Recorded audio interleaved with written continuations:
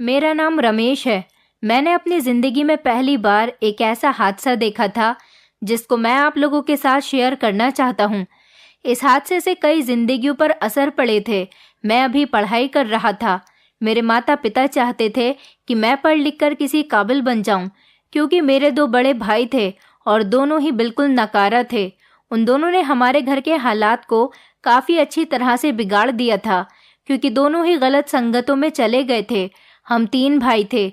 लोग मेरे पेरेंट्स से कहते थे कि आप लोग तो बड़े खुशनसीब हो जिनको 3-3 बेटे नसीब हुए हैं, क्योंकि लड़कों को तो लोग समझते हैं कि वो घर की सारी जिम्मेदारी को उठा लेते हैं। अगर मेरे माता पिता की 3 बेटों की जगह 3 बेटियां होती तो शायद लोग उन पर तरस खाकर कहते कि भगवान ने बेटियां दी हैं, इनका इकलौता पिता इन लोगों का खर्च कैसे पूरा कर रहा होगा। ये बात तो सूट भी करती थी, लेकिन जब लोग मेरे पेरेंट्स से कहते थे कि आपके तो मज़े हैं, आपके तीनों बेटे आपको अपनी कमाई लाकर देते होंगे, ये बात मेरे माता पिता को कुछ हजम नहीं होती थी, क्योंकि मेरे दोनों भाई कामचोर थे और गलत लड़कों के साथ बैठ बैठकर सिगरेट पीते थे और लड़कियों को छेड़ते थे। उनको कोई काम धाम नहीं था, जबकि मैं बचपन से ही अपने नाना नानी के यहाँ पर रहा था। मेरी परवरिश उन्होंने ही की थी। मैं जब छोटा था, नाना तो तभी इस दुनिया को छोड़कर चले गए थे, लेकिन जब मैं जवान हो गया तो एक दिन नानी भी इस दुनिया को छोड़कर चली गई। अब शायद नानी के घर पर मेरा अपना कोई नहीं बचा था। जो प्यार नाना नानी करते थे वो प्यार हर मामा या मामी नहीं करते। वैसे तो मेरे मामा मामी बहुत अच्छे थे, लेकिन मैं उन लोगों पर बोझ नहीं बनना चाहता था। इसलिए मैं अपनी नानी के घर से अपने माता पिता के पास आ गया था। हालांकि मेरी पढ़ाई लिखाई का सारा खर्चा मेरे पिता ही नानी के घर भेजते थे। मेरे माता पिता मुझसे बहुत खुश रहते थे और उन लोगों को मुझसे बहुत सारी उम्मीदें थीं। वो चाहते थे कि मैं पढ़ लिख कर नौकरी करूं और उन लोगों का सहारा बनूं, जबकि मेरे दोनों बड़े भाई उन लोगों को काफ़ी हद तक परेशान कर चुके थे और उनको बीमारी की कगार तक ला चुके थे। वो दोनों अपनी औलाद के बिगड़ने की वजह से बीमार रहने लगे थे, लेकिन मैं उनकी परेशानी को अच्छी तरह से समझता था। इसलिए मैंने फैसला किया था कि मैं अपने पेरेंट्स का आज्ञाकारी बेटा बनकर दिखाऊंगा। भले से ही उन लोगों ने मेरी परवरिश सिर्फ 7 साल तक ही की थी, लेकिन कहलाया तो मैं उनका ही बेटा जाऊंगा और हूँ भी उनका ही। इसलिए मुझे उनकी बहुत फिक्र थी। मुझे शुरू से ही जानवरों से बहुत प्यार था। मेरी पढ़ाई पूरी होने वाली थी। वैसे तो मैं डॉक्टर बनना चाहता था, लेकिन सबसे ज़्यादा इंटरेस्ट मुझे जानवरों में था। मेरी पढ़ाई पर मेरे माता पिता ने काफ़ी सारे पैसे खर्च किए थे। ये तो अच्छा था कि मेरे पिता की काफ़ी सारी ज़मीनें थीं, उनको बेच बेच कर वो गुजारा कर रहे थे। अगर वो भी नहीं होती तो शायद हम लोग जल्दी ही सड़क पर आ जाते। मुझे जानवरों में सबसे ज़्यादा घोड़ा पसंद था। इसी वजह से मेरी पढ़ाई पूरी होते ही मुझे जानवरों के डॉक्टर के पास नौकरी मिल गई थी। इससे पहले मैंने कोई नौकरी नहीं की थी, सिर्फ मैं पढ़ाई ही कर रहा था। मैं इंसानों का डॉक्टर बनना चाहता था। जानवरों का डॉक्टर बनने से पहले मैंने एक अस्पताल में नौकरी करना शुरू किया था। मुझ में जानवरों का इंटरेस्ट देखते हुए वहाँ आने वाले एक जानवरों के सर्जन ने मुझे अपने पास असिस्टेंट रख लिया था।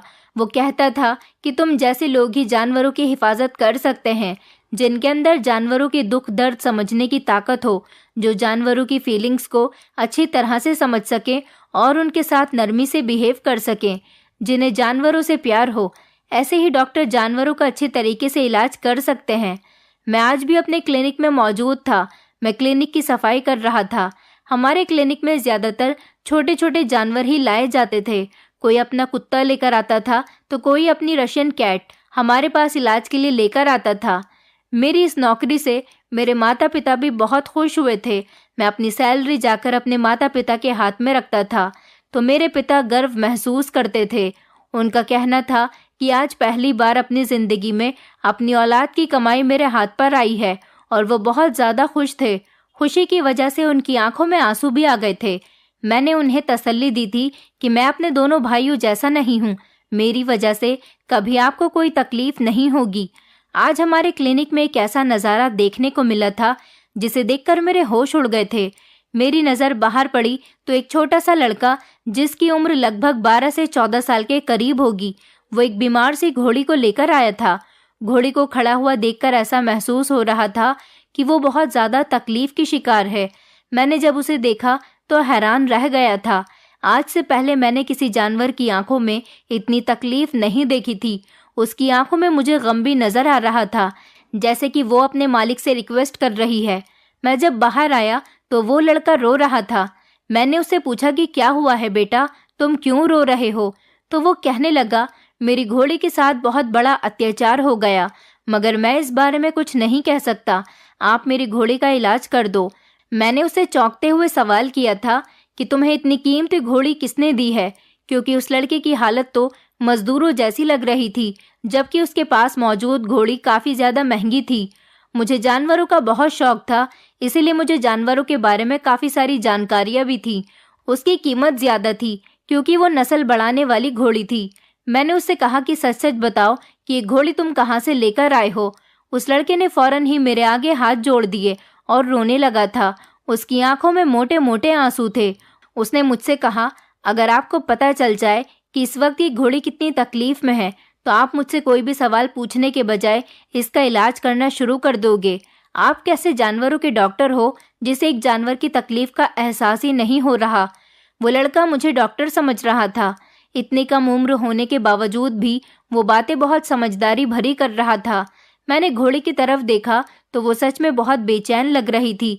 मैंने बड़े डॉक्टर को बुलाया और उनसे कहा कि इस घोड़ी का क्या किया जाए। बड़े डॉक्टर सर्जन थे और वही इस क्लिनिक के मालिक थे।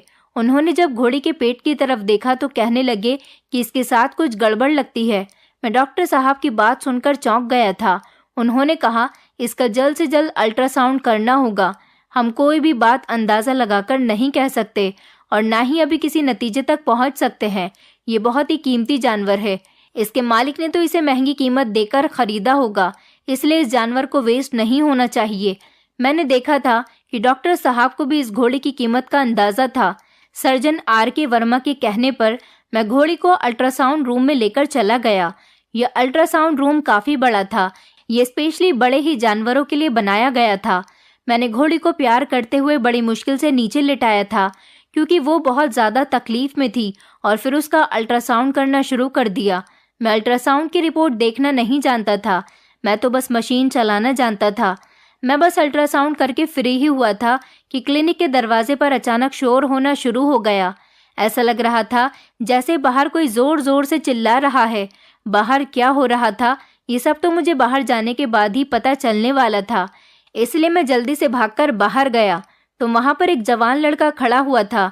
उस जवान लड़के की उम्र 20 से 30 साल के बीच में लग रही थी, जबकि उसके साथ एक जवान लड़की भी मौजूद थी। उस लड़की की उम्र तो मुश्किल से 19 या 20 साल की ही होगी। मैंने उन दोनों को देखा तो मुझे बड़ी हैरानी हुई थी। मैंने उन लोगों से पूछा कि तुम लोग कौन हो और यहाँ पर आकर इतना शोर क्यों मचा रहे हो? तो उन्होंने एक बड़ी ही अजीब बात कही। वो लड़का कहने लगा कि हम लोग तो यहाँ पर अपना जानवर लेने के लिए आए हैं। चलो जल्दी से हमें हमारा जानवर दे दो, हमें उसे जल्दी ही वापस लेकर जाना है। उनकी बातें सुनकर तो मुझे बहुत गुस्सा आया था कि आखिर वो कौन से जानवर की बात कर रहे थे। मेरी तो कुछ समझ नहीं आ रहा था। फिर मुझे याद आया कि एक जानवर जो हमारे पास मौजूद है, शायद ये लोग उसी की बात कर रहे हैं। मैंने कहा कि आपका वो जानवर तो खुद ही हमारे पास एडमिट करने के लिए लाया गया है। अगर आप उसकी बात कर रहे हो तो अभी उसका अल्ट्रासाउंड हो रहा है। हम अभी आधा अधूरा इलाज करके तो आपके जानवर को नहीं दे सकते। मैंने भी उनको गुस्सा दिलाने के लिए ये सब कहा था। वो लोग मेरी बात सुनकर गुस्से से भड़क उठे थे। तभी वो लड़का कहने लगा कि तुम्हारी हिम्मत कैसे हुई मेरे आगे इतना बोलने की? तुम नहीं जानते हो कि मैं कौन हूँ और मैं किसका बेटा हूँ। मैं तुम्हें खड़े खड़े खरीद सकता हूँ और तो और तुम्हें यहाँ से नौकरी से भी निकाल सकता हूँ। जाओ जाकर जल्दी से मेरी घोड़ी ले आओ, वरना मुझसे बुरा तुम्हारे लिए कोई नहीं होगा। वो लड़का तो बहुत ज़्यादा भड़क उठा था। मुझे उसे देखकर कोई डर नहीं लग रहा था क्योंकि जिस जानवर का मैं अल्ट्रासाउंड करके आया था वो बहुत ज़्यादा तकलीफ में था। मैं उसका इलाज हुए बिना ही इन लोगों को उसे नहीं दे सकता था। उस घोड़ी को इलाज की ज़रूरत थी। अब मुझे इन दोनों लड़का लड़की पर शक होने लगा था क्योंकि कोई भी आम आदमी छोटी सी बात पर इतना भड़कता नहीं है, लेकिन ये लड़का जितना भड़क रहा था इस हिसाब से तो साफ पता चल रहा था कि इसके दिल में कोई चोर ज़रूर है या फिर ये खुद ही कोई चोर है जो मुझे धमकाने की कोशिश कर रहा है। इतने में ही डॉक्टर साहब आ गए थे। उन्होंने मेरी तरफ देखकर कहा, रमेश, ये घोड़ी इस लड़के के हवाले कर दो। वैसे भी हम ऐसे जानवरों का इलाज नहीं करते जिनके मालिक उनके इलाज के लिए सीरियस ही ना हो। ये लड़का और लड़की बहुत ही जल्दी में लग रहे थे। मुझे तो इन दोनों को देखकर कुछ गड़बड़ सी लग रही थी, पर मेरी समझ नहीं आ रहा था कि डॉक्टर साहब ने मुझे इन लोगों को घोड़ी देने के लिए क्यों कह दिया। वो बेचारी तकलीफ में थी, मैं उसका इलाज करना चाहता था। मुझसे उसकी तकलीफ देखी नहीं जा रही थी। मैं चाहता था कि उसका इलाज हो जाए और वो बिल्कुल ठीक हो जाए, तब उसे अस्पताल से लेकर जाया जाए। वो दोनों इस घोड़ी का इलाज नहीं करवाना चाहते थे। मैं और डॉक्टर वर्मा दोनों ही उन लड़का और लड़की पर शक कर रहे थे। हमने घोड़ी उनके हवाले कर दी थी तो उन लोगों को कुछ सुकून आया था। वो जो बच्चा घोड़ी को यहाँ लेकर आया था वो बहुत ही खामोश था। अब वो कुछ नहीं बोल रहा था। उन दोनों लड़का लड़की ने बताया कि ये बच्चा तो हमारे घर का नौकर है। ये हमारी परमिशन के बिना ही हमारी घोड़ी को यहाँ लेकर आ गया था और हम अपनी घोड़ी को ढूंढ रहे थे। हमें पता चला कि ये यहाँ पर आया है तो हम इसको ढूंढते हुए यहाँ तक आ गए। इसे तो ना तमीज़ है और ना ही तरीका है। आज ये मेरे हाथों से बच नहीं पाएगा, बल्कि मैं इसे खड़े खड़े ही नौकरी से निकाल रहा हूँ। उस जवान लड़के ने छोटे बच्चे पर चिल्लाते हुए कहा था और छोटे बच्चे को नौकरी से निकाल दिया और कहने लगा कि कहीं और जाकर अपनी मनमानी करना। अब अगर तू मुझे मेरे घर के आसपास भी दिख गया तो मैं तुझे जान से मार दूंगा। वो बच्चा उस लड़के की बात सुनकर रोने लगा था और कहने लगा कि मैं तुम्हारे अत्याचार की दास्तां सारी दुनिया को सुनाऊंगा। वो दोनों लड़का लड़की उस छोटे बच्चे की बात को इग्नोर करते हुए वहां से चले गए थे। आज हमारे क्लिनिक पर काफी हंगामा हो गया था। पता नहीं, मुझे ऐसा लग रहा था कि जैसे वो बच्चा झूठ नहीं कह रहा।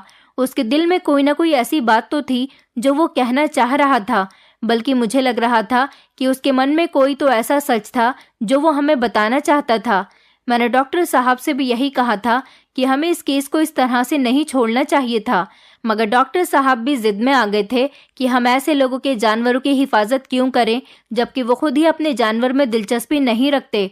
मुझे तो अफसोस हो रहा था जब वो लोग अपनी घोड़ी को लेकर जा रहे थे तो वो बेचारी बहुत तकलीफ में थी और उसकी हालत बहुत गंभीर हो रही थी।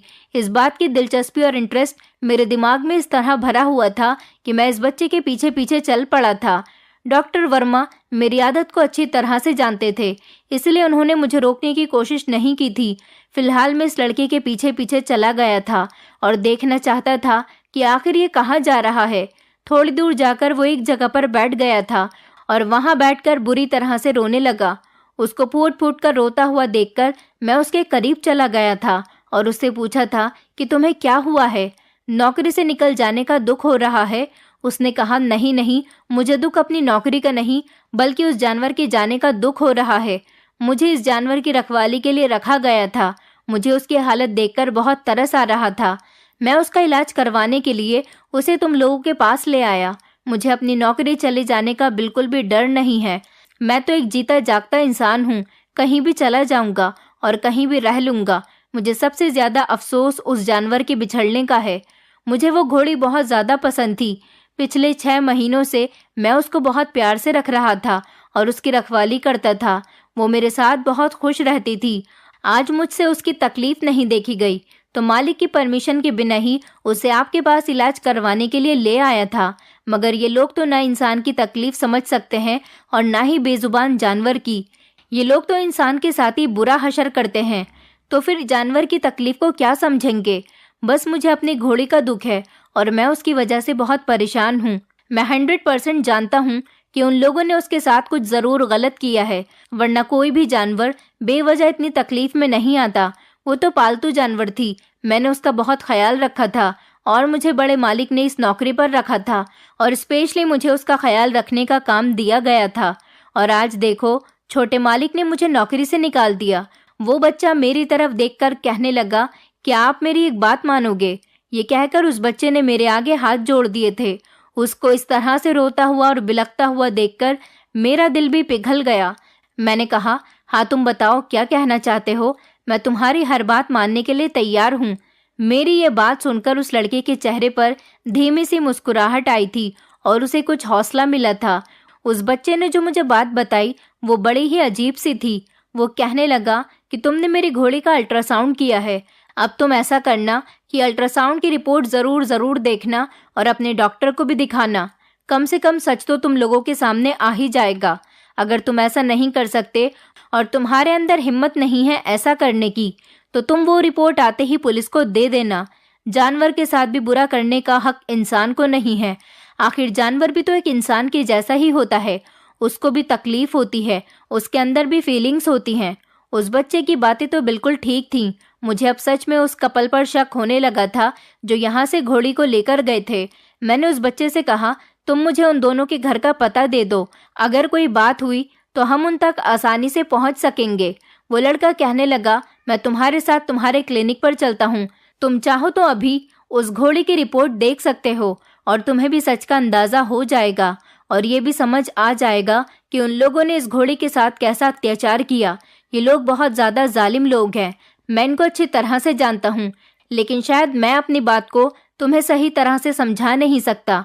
उस बच्चे की बात पर मैं उसकी बात मानने के लिए तैयार हो गया था और वो बच्चा मेरे साथ क्लिनिक आ गया। मैं उसे लेकर वापस क्लिनिक आया तो डॉक्टर वर्मा जा चुके थे क्योंकि उनके घर जाने का टाइम हो गया था। मेरे पास अल्ट्रासाउंड की वो रिपोर्ट सामने ही पड़ी हुई थी। अल्ट्रासाउंड के होते ही रिपोर्ट प्रिंट हो जाती है। मैंने वो रिपोर्ट वहाँ से उठा ली और उस बच्चे से कहा कि चलो हम किसी और डॉक्टर के पास चलते हैं और उससे कहेंगे कि वो हमें ये रिपोर्ट पढ़कर सुना दे। हालांकि रिपोर्ट तो मैं भी पढ़ना जानता था क्योंकि मैं डॉक्टर के यहाँ काम करता था, लेकिन मैं ये देखना चाहता था कि दूसरा कोई डॉक्टर इस घोड़े के बारे में क्या बताता है। मैं और वो लड़का राहुल एक करीब में बने हुए क्लिनिक पर चले गए थे। वहाँ जाकर जब हमने ये रिपोर्ट उस डॉक्टर को दिखाई तो वो डॉक्टर गुस्से से आंख बबूला हो गया था। उसकी आंखें तो जैसे गुस्से में जोश मार रही थी। ये देखकर उस डॉक्टर से रहा नहीं गया और उसने मेरी तरफ देखकर कहा कि अल्ट्रासाउंड की रिपोर्ट क्या सच है या फिर तुम लोग मुझसे कोई मजाक करने के लिए आए हो? तुम लोग कहीं झूठ तो नहीं बोल रहे हो? मैंने इनकार करते हुए सर हिला दिया और सारी बात भी बता दी। उनसे कहा कि हम लोग तो यहाँ पर अल्ट्रासाउंड की रिपोर्ट आपसे पढ़वाने के लिए आए हैं। मैंने उसको ये नहीं बताया था कि मैं खुद भी डॉक्टर के यहाँ पर काम करता हूँ और इस रिपोर्ट को पढ़ चुका हूँ। हम कोई झूठ नहीं बोल रहे। उस डॉक्टर ने हमसे और भी पूछताछ की थी। वो कहने लगा कि तुम सच बताओ वरना बाद में तुम्हारे साथ बहुत बुरा होगा, क्योंकि तुम लोगों ने जुर्म किया है। इसकी सज़ा बहुत बड़ी है और बहुत ही बुरी भी है। तुमने ये हरकत पता नहीं क्या सोच कर की। तुम में ज़रा भी इंसानियत नाम की चीज़ है या नहीं? डॉक्टर की बात सुनकर मुझे थोड़ी शर्मिंदगी महसूस हो रही थी। मैं सोचने लगा कि कहीं सारा इल्ज़ाम मेरे ऊपर ही ना आ जाए। मैंने उस बच्चे से कहा कि तुम अपना बयान रिकॉर्ड करवा दो। ऐसा लग रहा था कि मामला बहुत ज़्यादा सीरियस होने वाला है और फिर सीरियस होने वाली बात ही थी। कहीं हम लोग यहाँ पर फंस न जाएं। लेकिन फिर मेरे पास एक और तरीका भी था। मैं उनको बता सकता था कि मैं कहाँ से आया हूँ और कौन हूँ। इतनी ही देर में डॉक्टर साहब ने फ़ोन पर हाथ रखा और करीब के ही पुलिस स्टेशन में कॉल कर दी। मुझे तो इस बात की समझ नहीं आ रही थी कि अल्ट्रासाउंड रिपोर्ट में आखिर ये सब क्यों और कैसे आ गया था। मैं कंफर्म करने के लिए इस डॉक्टर के पास आया था, लेकिन मैंने दिमाग नहीं लगाया कि मैं इस तरह से भी फंस सकता था। दरअसल इस घोड़ी के पेट में कुछ ऐसा था जिसके बारे में सुनकर शायद आप लोग भी चौंक जाएंगे। मुझे आज इस जानवर पर बहुत ही अफसोस हो रहा था। 5 मिनट बाद ही पुलिस भी आ गई थी। पुलिस की गाड़ी क्लिनिक के बाहर खड़ी हुई थी। डॉक्टर ने हम दोनों को पुलिस के सामने खड़ा कर दिया था और पुलिस वालों को पूरी बात बता दी थी। मुझे तो ये बात पता थी, लेकिन उस लड़के को ये बात पता नहीं थी। वो बहुत ज़्यादा कंफ्यूज हो रहा था। जब उसने ये बात सुनी तो उसने अपने कानों को हाथ लगा लिए थे। मैंने भी पुलिस को सारी बात बता दी थी। पुलिस ने मुझे अपने साथ चलने के लिए कहा था। ये मामला बहुत ज़्यादा सीरियस था। पुलिस ने कहा था कि आपको हमारे साथ चलना होगा क्योंकि इस मामले में आप लोग भी शामिल हैं। मैं इस तरह से पछताने भी लगा था कि आखिर हम लोग ये किस केस में फंस गए। मुझे इस डॉक्टर को अपने बारे में पुलिस के आने से पहले ही बता देना चाहिए था, पर इसमें हमारा कोई कसूर नहीं था और मुझे यहाँ की पुलिस पर पूरा भरोसा था। इसलिए मैं बेझिझक इस पुलिस की गाड़ी में बैठ गया था। अभी मुझे पुलिस को लेकर उन लोगों के घर भी जाना था जो लोग उस घोड़ी को लेकर गए थे। वो इस जानवर के मालिक थे, तो उन्हें ही पुलिस को जवाब देना था। थोड़ी देर के बाद गाड़ी उन लोगों के घर के बाहर पहुंच गई थी। पुलिस की गाड़ी की आवाज़ सुनते ही घर में मौजूद सारे लोग बाहर आ गए थे और उनके चेहरे पर हवाइयाँ उड़ रही थी। मगर जब एक औरत पर मेरी नज़र पड़ी तो मेरे भी पैरों तले से ज़मीन निकल गई थी। मेरी आंखें तो हैरानी की वजह से फटी की फटी रह गई थी और मुझे अपनी आंखों पर विश्वास नहीं हो रहा था कि मैं अपने सामने किसको देख रहा हूँ। वो लड़की मुझे जानी पहचानी लग रही थी। मुझे याद नहीं आ रहा था, बस इतना पता था कि मैं इसे बहुत अच्छे से जानता हूँ, कहीं ये मेरी कोई रिश्तेदार न हो। मैं अपने दिल में यही सब सोच रहा था कि कहीं वो मेरी जान पहचान के ना निकले। मैं उस टाइम बहुत ही परेशानी में उलझा हुआ था और परेशानी की वजह से मेरी कुछ भी समझ में नहीं आ रहा था। पुलिस वालों ने उन लोगों से कोई भी सवाल किए भी नहीं, सबको हथकड़ियां पहनाकर गाड़ी में बैठा लिया। ये लोग पुलिस की गाड़ी में बैठे तो वो जवान लड़का बहुत जोर जोर से चिल्ला रहा था और पुलिस को कुछ बताने की कोशिश कर रहा था, मगर वो जवान लड़की बहुत ज्यादा खामोश थी, जैसे कि वो बहुत बेबस होकर बैठी हुई हो। जब मैंने उसकी तरफ देखा तो वो मुझसे अपनी नजरें चुरा रही थी। मैं समझ गया कि वो मुझे जरूर पहचानती है और जानती भी है, तभी तो वो मेरे सामने शर्मिंदगी महसूस कर रही थी। हम लोगों को पुलिस स्टेशन पहुंचने में ज्यादा टाइम नहीं लगा था। हम लोग जैसे ही पुलिस स्टेशन पहुंचे तो एक पुलिस ऑफिसर ने उस जवान लड़की को गिरेबान से पकड़ लिया और उसे अंदर ले गए थे। पुलिस का गुस्सा देखकर लग रहा था कि पुलिस को इस लड़के पर बहुत ज्यादा गुस्सा आ रहा है, क्योंकि उसने बहुत बड़ा जुर्म किया हुआ था। मैंने सोचा कि मुझे इन लोगों के नौकर से एक बार और बात कर लेनी चाहिए, जो कि इन लोगों के साथ ही बैठा हुआ था, मगर पुलिस के तेवर देखकर मुझ में हिम्मत नहीं हो रही थी कि मैं इनमें से किसी से भी कोई बातचीत कर सकूं, क्योंकि मैं तो खुद ये सब कुछ देखकर हैरान रह गया था। ये केस सच में बहुत ही ज्यादा उलझा देने वाला था। वैसे भी इनमें से मैं किसी को नहीं जानता था। मुझे लोगों से ज्यादा नए नए तरीके की बातें भी करना आती थी। मैं सिर्फ अपने काम से काम ही रखता था। मुझे पक्का यकीन था कि मुझे थोड़ी ही देर में यहाँ से रिहा कर दिया जाएगा, क्योंकि इसमें मेरी कोई गलती नहीं थी। मैंने अपने सीनियर डॉक्टर वर्मा का नाम भी बता दिया था, जिनके पास मैं असिस्टेंट की नौकरी करता था। पुलिस स्टेशन में मामूली सी कार्यवाही करने के बाद मुझे बाइज्जत रिहा कर दिया गया था। जब मैं पुलिस स्टेशन से वापस आया तो डॉक्टर वर्मा मेरा इंतजार कर रहे थे। आते ही वो मुझ पर बरस पड़े और बोले, मैंने तुमसे कितनी बार कहा है कि तुम इन हरकतों से दूर रहा करो। तुम जानते भी हो कि तुम्हारी इन हरकतों से हमारे क्लिनिक का नाम बदनाम हो सकता है, मगर तुम ऐसे हो ही नहीं कि तुम मेरी बात मान लो। अगर आगे से तुम बाज नहीं आए तो मैं तुम्हें नौकरी से निकाल दूंगा। जानते भी हो कि उस लड़के के साथ क्या हुआ जो अपनी घोड़ी यहाँ से लेकर गया था। मैं समझ नहीं पा रहा था कि डॉक्टर वर्मा किस तरह की बात करने की कोशिश कर रहे हैं। मैं उनकी बात को समझ नहीं पाया था और सर हिलाने लगा तो वो कहने लगे कि उस लड़के ने बहुत बड़ा गुनाह किया है, और तो और मेरे पास वो अल्ट्रासाउंड रिपोर्ट भी नहीं है कि मैं देख सकूं कि आखिर उसने ऐसा कौन सा जुर्म किया है। मगर पुलिस स्टेशन में मुझे यही बताया गया कि उस लड़के के जुर्म की सजा फांसी से कम नहीं है और वो इस दुनिया में नहीं रह सकता, क्योंकि आरोपी लोगों के लिए इस दुनिया में कोई जगह नहीं है। इस बात ने तो मुझे हैरान कर दिया था। मैं सोच भी नहीं सकता था कि उस घोड़ी का मालिक इतना बड़ा गुनाह कर देगा कि उसे इस दुनिया से ही जाना पड़ेगा और अपनी जिंदगी से भी हाथ धोना पड़ जाएगा। मैंने डॉक्टर वर्मा से किसी तरह की कोई बातचीत नहीं की थी और ना ही कोई जिद की थी और ना ही उनसे पूछा कि असल बात क्या है, क्योंकि मैं पहले से ही इस बात को जानता था। उनको मैंने ऐसे ही रिएक्ट करके दिखाया जैसे मैं कुछ नहीं जानता हूँ। एक बार मैं उनकी बात ना मानकर उनके गुस्से में बढ़ावा पैदा कर चुका था, लेकिन अब मैं ये नहीं चाहता था कि अगर उन्हें पता चल गया कि वो रिपोर्ट मैंने ही उनके लैब से उठाई थी और तो और मैं ही पुलिस स्टेशन गया था, तो इस बात पर उन्हें और ज्यादा गुस्सा आ जाएगा। मैं उन्हें और ज्यादा तंग नहीं करना चाहता था, मगर मेरे दिल में बहुत सारे सवाल पैदा हो रहे थे। मैं बस ये जानना चाहता था कि आखिर उस आदमी ने ऐसा क्यों किया था। लेकिन फिलहाल अभी मेरे घर पर मेरे पिताजी की तबीयत ठीक नहीं चल रही थी, इसलिए मैं इस मामले को और ज्यादा नहीं बढ़ाना चाहता था और इधर डॉक्टर वर्मा को भी मैं और ज्यादा गुस्सा नहीं दिलाना चाहता था। इसलिए मैंने खामोश रहना ही बेहतर समझा और अपनी नौकरी के दौरान इस बात को भूलने की कोशिश की थी। उस लड़के को फांसी की सजा भी हो गई थी, क्योंकि वो इसी का हकदार था। वो फांसी पर चढ़ गया और इस दुनिया से भी चला गया, और तो और ये केस भी बंद हो गया था। लेकिन मुझे अभी तक ये नहीं पता चला था कि उस लड़के ने ऐसा क्यों किया था।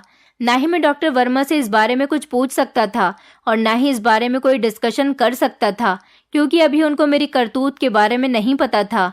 दिवाली की छुट्टियां हुई तो डॉक्टर वर्मा ने मुझे मेरी ईमानदारी के बदले में कोई इनाम देने का पूछा था। मैंने उनसे कहा था कि मैं कुछ दिनों की छुट्टियों पर अपने माता पिता के साथ रहना चाहता हूँ। सच कहूँ तो मेरे माता पिता की तबीयत इन दिनों ठीक नहीं चल रही। मैं कुछ दिन उनके साथ रहना चाहता हूँ, मगर मैं ये नहीं जानता था कि अपने घर में कुछ दिन परमानेंट रहने पर मुझे इस सच्चाई के बारे में पता चल जाएगा, जिसने नौकरी करते हुए लगातार मुझे इस उलझन में उलझाए रखा था।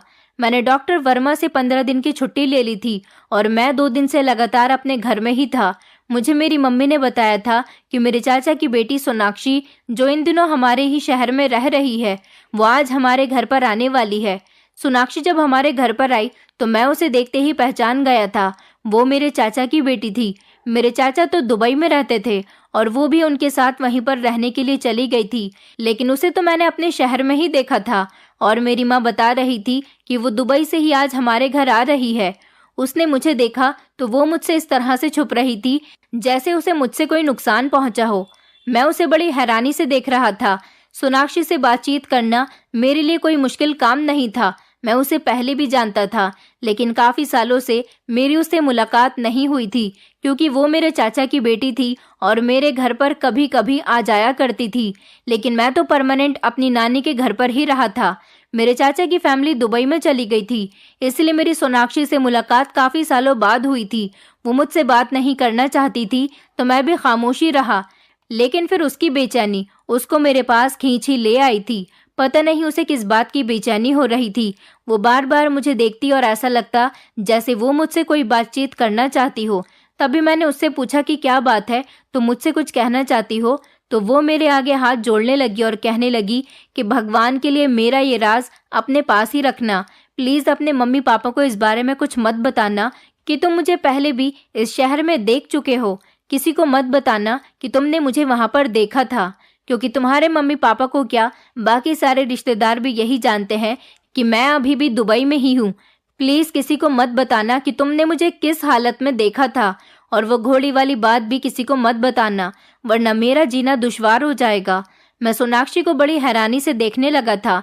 मैंने उससे कहा कि आखिर उस घोड़ी की मौत से तुम्हारा क्या ताल्लुक है, और वो लड़का, उसके साथ तो तुम ऐसे थे जैसे वो तुम्हारा हस्बैंड हो। वो कहने लगी, हाँ बात ऐसी ही थी। मैं उसके साथ घूम रही थी, पर मैं उसकी पत्नी नहीं थी। वो मेरा हस्बैंड नहीं था। तुम ये बात यहाँ किसी को बताओगे तो मेरे लिए जीना दुश्वार हो जाएगा।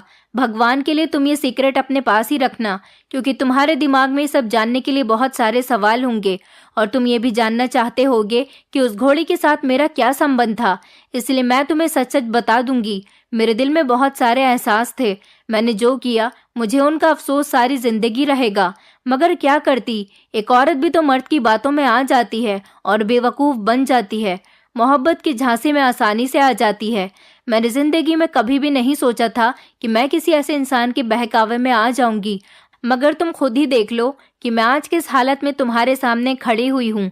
जब हम लोग दुबई गए थे तो मुझे रोहन से प्यार हो गया था।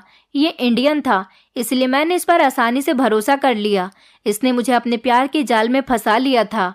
हालांकि मेरे माता पिता इससे मेरी शादी करने पर तैयार नहीं हो रहे थे, इसलिए मैं रोहन के साथ भागकर इंडिया आ गई थी। इस बारे में किसी को नहीं पता था कि मैं उसके साथ भागकर कहाँ गई हूँ। मैं घर पर लेटर लिखकर छोड़ आई थी कि मुझे ढूंढने की कोशिश मत करना, वरना मैं अपनी जान ले लूंगी। जब रोहन मुझे यहाँ पर लेकर आया तो उसने मेरे साथ शादी नहीं की, बल्कि मेरी इज्जत का गलत फायदा उठाया था। उसने दुबई में कहा था कि वो मुझसे शादी करेगा, लेकिन जब वो मुझे यहाँ लेकर आया तो बिना शादी किए ही मैं और रोहन एक बच्चे के माता पिता बन गए थे। वो मुझसे कहने लगा कि ये बहुत गलत हो गया, मैं इस तरह से तुम्हारे साथ नहीं रह सकता। अगर मेरे पेरेंट्स को इस बारे में पता चल गया तो मेरे पेरेंट्स हम दोनों की जान ले लेंगे। रोहन ने मेरे बच्चे को मौत की वादी में उतार दिया था। मैं अपने बच्चे को बचाने के लिए बहुत रोई थी, लेकिन उसने मेरी कोई बात नहीं सुनी। और आगे की बात सुनकर तो तुम यकीन नहीं कर पाओगे कि उस बच्चे को लोगों की नज़र से छुपाने के लिए, जब उसे कोई ठिकाना नहीं मिला कि इस बच्चे को लोगों की नज़र से छुपा सकें, तो उसने मेरे बच्चे के टुकड़े टुकड़े करके अपनी घोड़ी के चारे में मिलाकर उसे खिला दिया। क्योंकि आज तक न जाने ऐसे कितने हादसे हो चुके हैं कि कोई भी अगर किसी की लाश को छुपाने की कोशिश करता है तो पुलिस उसे ढूंढ ही निकालती है। लेकिन रोहन इस प्लान में भी फेल हो गया था। तुम जो अल्ट्रासाउंड की रिपोर्ट डॉक्टर के पास लेकर चले गए थे, अपने इस राज को छुपाने के लिए ही तो उसने इस जानवर का इस्तेमाल किया था। मेरे बच्चे के मांस के टुकड़े जब चारे में मिल गए तो घोड़ी ने उसको खा लिया था। उसके बाद ही उसकी तबीयत बिगड़ गई और जब तुमने अल्ट्रासाउंड किया तो अल्ट्रासाउंड रिपोर्ट में मेरे बच्चे के मांस के टुकड़े घोड़ी के पेट में साफ नजर आने लगे थे। मैंने उसे बताया कि बात मैं अच्छे तरीके से जानता था कि घोड़ी के पेट में इंसान के मांस के टुकड़े हैं, लेकिन अभी मैं ज्यादा परफेक्ट असिस्टेंट नहीं हूँ, इसलिए अपनी इस बात को कंफर्म करने के लिए मैं दूसरे डॉक्टर के पास उस अल्ट्रासाउंड रिपोर्ट को नौकर के साथ लेकर चला गया था। सोनाक्षी ने बताया कि वो घोड़ी रोहन के पिता की थी और उसकी रखवाली करने के लिए उस 14 साल के बच्चे को रखा गया था, क्योंकि वो घोड़ी बहुत ही ज्यादा एक्सपेंसिव थी और रोहन के पिता को जानवर पालने का बहुत शौक था। रोहन ने अपने ही घर के जानवर के साथ ऐसा किया था और उसको उसके किए की सजा मिल गई। रोहन पहले सलाखों के पीछे और फिर कत्ल के जुर्म में इस दुनिया से चला गया, क्योंकि सोनाक्षी ने भी पुलिस को सारी बात बता दी थी, जिसकी वजह से रोहन का बचना तो इम्पॉसिबल हो गया था। वो अपने पिता के सामने उनकी नजरों में गिरना नहीं चाहता था, इसलिए आज वो भगवान की नजरों में भी गिर गया और अपनी जान से भी हाथ धो बैठा। सोनाक्षी अपनी कहानी बताने के बाद बहुत रो रही थी, क्योंकि उसने भी तो अपने माता पिता को रोहन की खातिर धोखा दिया था।